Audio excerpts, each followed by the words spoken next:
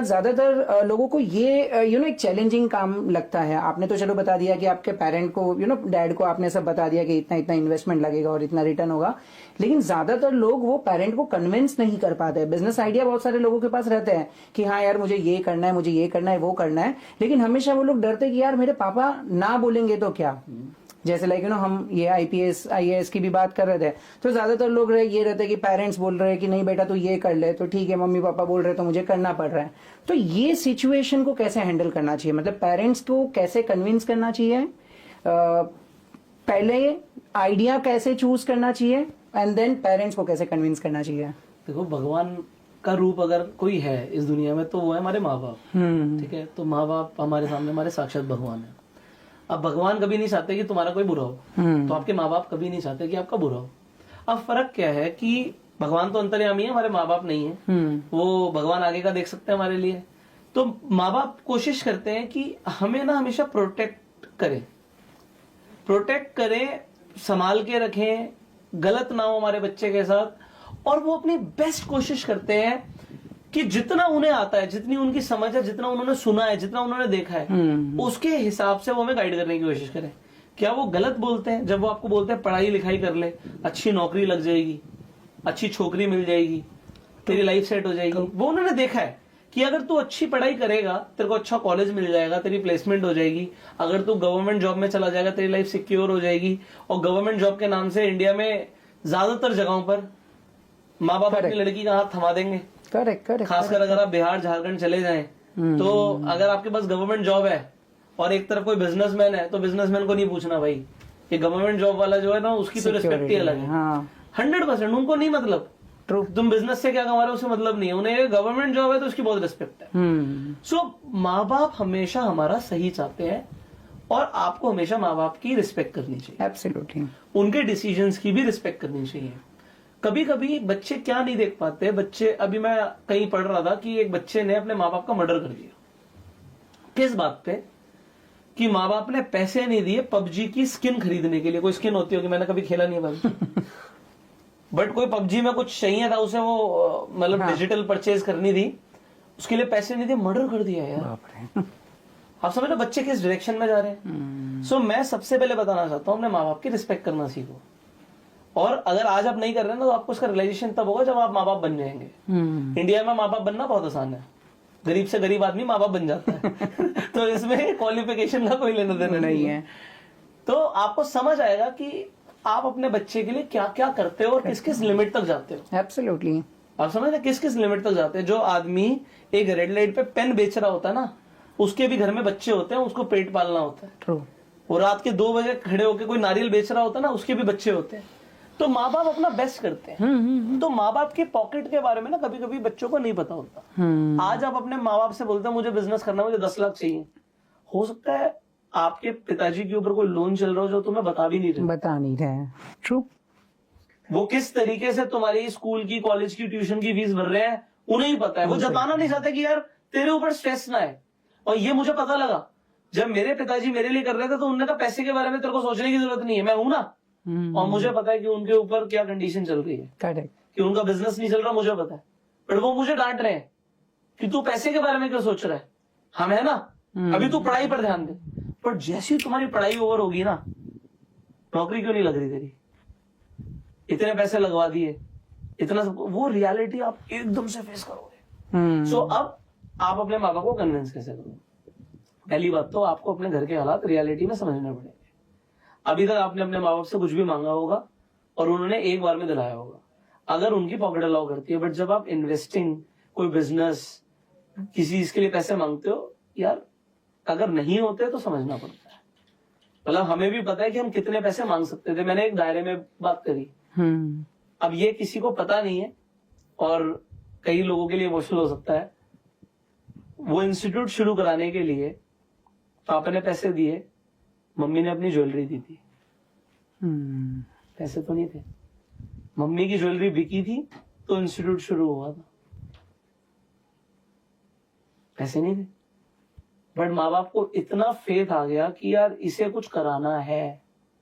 और वो तब आता है जब आपको अपने ऊपर फेथ होता है। आपको अपने ऊपर फेथ होता है कि आप कर लोगे, सही बात है।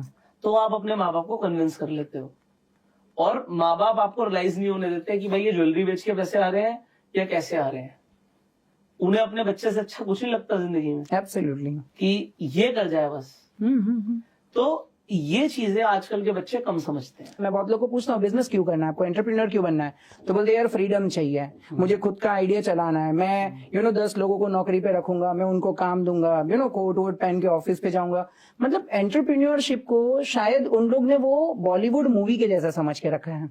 तो सर आपके ये जो स्टार्टिंग के फेज था, जब भी आपने बताया कि इंस्टीट्यूट आपने चालू किया 1 से 2, 2 से 4 किया, तो उस टाइम पे क्या क्या स्ट्रगल्स आपने फेस किए थे?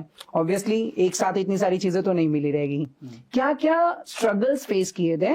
ये मैं आपको इसलिए पूछ रहा हूँ क्योंकि आज हमारी ऑडियंस को भी पता चलना चाहिए कि जब आप बिजनेस चालू करते हो तो डे 1 से आपको सब कुछ नहीं मिलता है, धीरे धीरे धीरे धीरे सीखने मिलता है। मैंने आपको बोला स्टार्ट अर्ली, मैंने बात स्टार्टिंग में बोली थी, उसका एक एडवांटेज एक और होता है क्योंकि उस टाइम पे ना आप इसे एंजॉय कर रहे होते हो, आपकी जरूरतें भी कम होती हैं।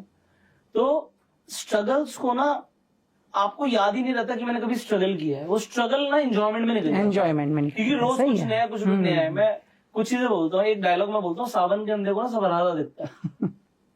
अब क्या हुआ, जब मेरी स्टार्टिंग हुई ना तो मेरे साथ एक चीज गलत हो गई। मेरा टाइमिंग इतना परफेक्ट था, टाइमिंग क्यों परफेक्ट था, इंस्टीट्यूट मिल गया, चलाया, पैम्फलेट डिस्ट्रीब्यूट करे, मेरी छुट्टी नहीं थी, सिर्फ मेरे एग्जाम ओवर नहीं हुए थे, दुनिया के एग्जाम ओवर हुए थे। तो हमने जैसे इंग्लिश स्पीकिंग कोर्स शुरू करा, कुछ टीचर्स को हायर किया, कंप्यूटर कोर्स शुरू किया, बच्चों को वो करना था, करेक्ट, इमीडिएटली पिक कर गया। और उसके बाद मैंने एक डांस इंस्टीट्यूट खोला था मैंने, तो डांस के लिए इंक्वायरीज आनी शुरू हो गई, गिटार इंस्टीट्यूट के लिए इंक्वायरी आनी शुरू हो गई। सुबह सुबह मैंने कहा ये भी खाली रहता है, एरोबिक शुरू कर दो, वो भी चल गया। तो उस टाइम पे क्या हुआ कि 3-4 महीने इतने बढ़िया हो गए कि हमने शुरू किया and we were making money man, क्योंकि टाइमिंग परफेक्ट थी। आप समझ रहे हो, टाइमिंग का एक बहुत बड़ा इंपैक्ट होता है। और कई चीजें फेवर कर गई, जैसे इंस्टीट्यूट्स की लोकेशन फेवर कर गई। लोकेशन ऐसी थी कि ब्रांडिंग के लिए हमें बड़ी बड़ी दीवार मिल गई खाली, और लोग देख सकते थे, आ सकते थे। तो वो चीजों का एडवांटेज, बट वो एडवांटेज यार ठीक है, हमने कुछ स्टेप लिया तो भगवान ने हमें फेवर किया उस चीज के लिए, और भगवान आज भी करता है। मैंने देखा कि अगर आप कोई स्टेप लेते हो ना तो भगवान आपके साथ खड़ा है। करेक्ट। तो एक डायलॉग मैं बोलता हूं, मैं पीछे मुड़कर क्यों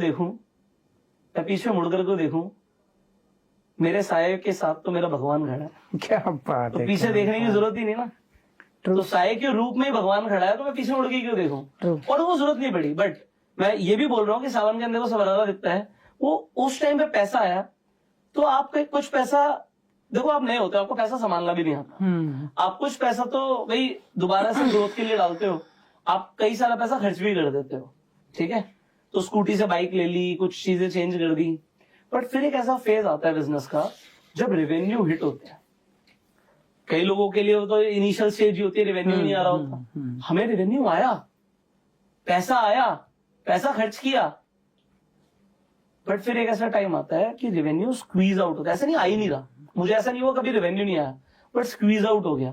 आपने खर्चे ज्यादा कर दिए, आपने एक की जगह 2 इंस्टीट्यूट खोल दिए, 3 खोल दिए, अब तीनों के रेंट जाने हैं, तीनों के अंदर टीचर्स हैं, उनकी सैलरीज है, कुछ परसेंटेज पे है, बिजली का बिल है, मार्केटिंग कॉस्ट है।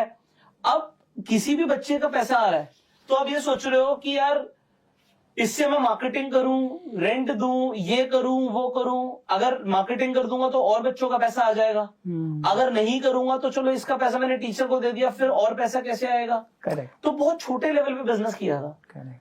बट ये मार्केटिंग और ये और जो क्रंच आया हमें, उससे हमें रियलाइज हुआ कि यार बीच में भी मतलब आपको संभल के चलना है। सो एंटरप्रेन्योरशिप जो जर्नी है ना, वो बड़ी अप डाउन वाली है। एब्सोल्युटली। हम स्टॉक मार्केट में बोलते हैं कि ड्रॉ डाउन फेज आता है।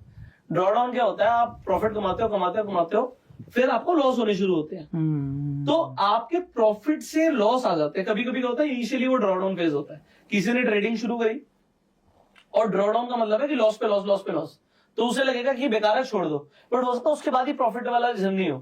तो यही सेम चीज एंटरप्रेन्योरशिप में है। रेवेन्यू स्क्वीज आउट होते हैं, टेंशन बढ़ती है, स्ट्रेस बढ़ता है, और ऐसा आदमी जिसका बहुत हम्बल बैकग्राउंड है, पैसे लिमिटेड है, माँ बाप ने एक बार इन्वेस्ट कर दिया, वो दोबारा नहीं कर नहीं सकते, करेंगे। तो बिजनेस शटडाउन की फेज पर भी आ जाता है। Absolutely absolutely.